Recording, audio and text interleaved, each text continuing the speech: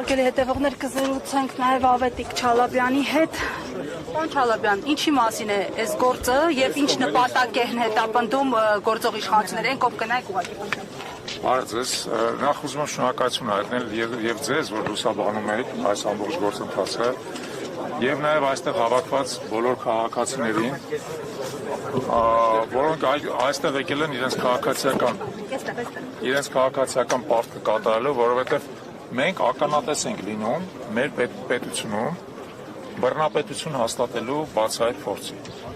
Մեր աչքի առաջ տեղի ունեցել ուղղակի սոսկալի իրադարձություն։ Սամվել Կարապետյանը, որը Հայաստանի Հանրապետության հեղինակավոր, հարգարժան, շատ մեծ վաստակ ունեցող քաղաքացի է, որը հսկայական քանակությամբ եւ աշխատատեղեր է ստեղծել, եւ բարեգործություն արել, եւ Արցախում հսկայական ներդրումներ կատարել։ Այսօր իրավիճակ ունենք, որում նա եկեղեցու բակում ասաց ընդամենը մեկ արտահայտության համար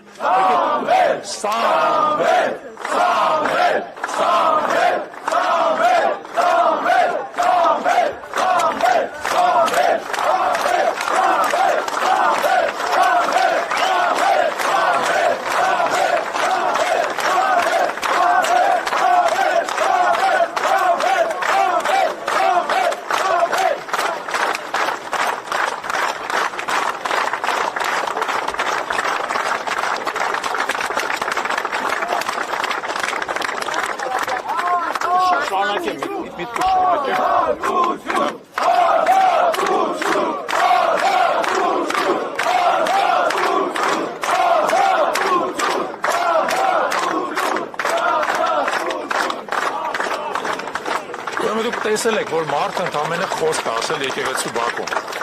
Այդ խոսքի մեջ չկար բռնության կոչ, այդ խոսքի մեջ չկար որևէ իշխանազավթման կոչ, այդ խոսքի մեջ չկար ընդհանրապես ասած որևէ ապօրինի բան։ Մարդուն այսօր փորձում ենք ալանավորել միայն այդ խոսքի համար, ուրիշ ոչ մի մեղադրանք չկա, միայն այդ խոսքի համար։ Եվ այս այն դեպքն է, երբ որ մեզանից յուրաքանչյուրը Սամվել Կարապետյանը, ես ուզում եմ ասեմ նույնը, ես երեք եմ ասել այն։ Պատրաստ եմ սուրը ձեռքիս զոհվել Սուրբ Էջմիածնի շեմին, որովհետև Սուրբ Էջմիածինը այդ այն օրանն է, որից դուրս է եկել մեր ժամանակակից քրիստոնյա ազգը։ Մենք որպես հայ քրիստոնյա պարտական ենք Սուրբ Էջմիածին, եւ այդ պարտականությունը նաեւ Սուրբ Էջմիածինը պաշտպանելով է։